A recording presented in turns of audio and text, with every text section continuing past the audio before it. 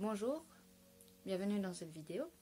Alors ici je vais simplement faire un début explicatif pour que vous compreniez mon travail, puisque je travaille différemment comme j'ai 3 chevaux bien différents les uns des autres. Je vais d'abord commencer par Dakota parce que c'est le premier que vous verrez dans le travail. Dakota est un cheval jeune, donc je vais dire j'ose lui apprendre plus de choses qu'aux 2 autres. En plus, il est encore en plein apprentissage. Donc avec lui, je travaille sa concentration, je travaille notre confiance à nous deux, notre amitié bien sûr aussi. Je travaille aussi ses déplacements. Je travaille beaucoup de choses sur lui. Alors aujourd'hui, la séance s'est pas spécialement bien passée, tout simplement parce que il y avait beaucoup de temps et de mouches. Et Dakota, dès qu'il y a un temps, une mouche, ça commence à l'ennuyer. Il est plus concentré sur ça que sur le travail, ce qui est assez gênant. Le début a été fort catastrophique. Il y avait un temps qui était au niveau de son ventre et ça l'énervait plus qu'autre chose. C'est vers la fin qu'il a commencé à s'habituer, en fait, tout simplement. Et il s'est laissé faire, il a commencé à travailler comme il faut. Et donc la fin était vraiment bien. Après, dans les vidéos que vous verrez, il y a Rusty, donc c'est le deuxième.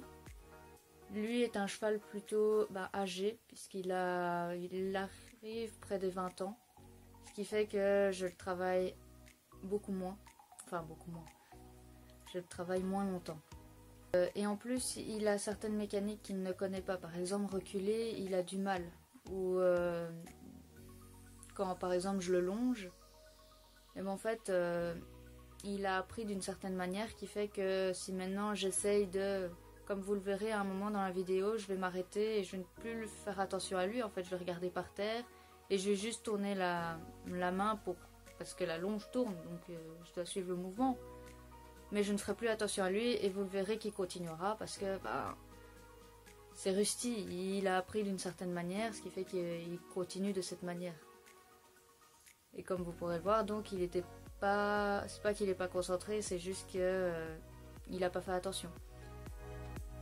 Il ne sait pas que quand je fais ça, en fait, il faut qu'il se dise dans sa tête, tiens, pourquoi elle s'est arrêtée, pourquoi elle ne fait plus attention à moi.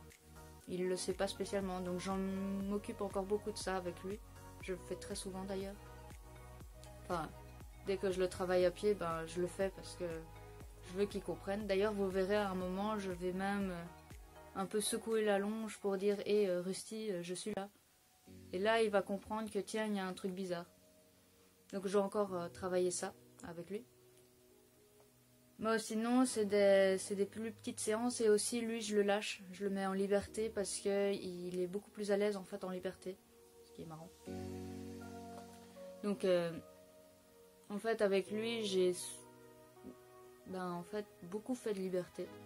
Parce que c'est comme ça que j'ai pris confiance dans ce cheval quand j'étais toute petite. Enfin, quand je l'ai eu, en 2007, donc j'avais 7-8 ans, j'avais très peur de lui.